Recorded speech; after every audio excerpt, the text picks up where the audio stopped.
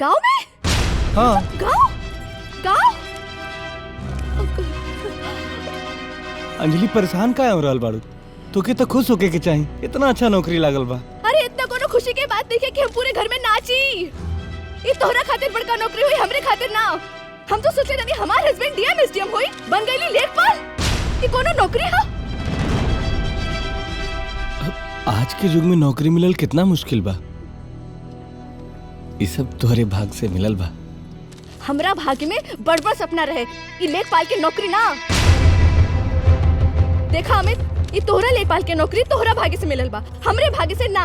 और हम तोहरा खातिर अपन सपना छोड़ ना करब।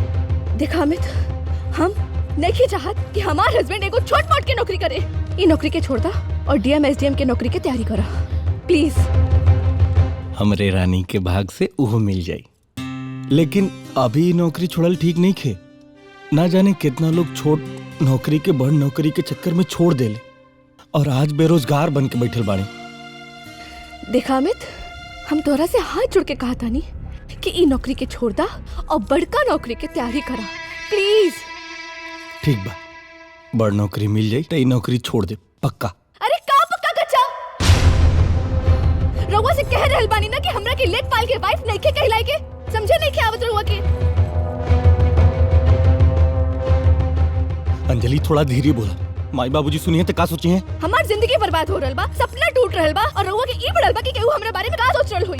हमार कोनो फिक्रे नहीं के।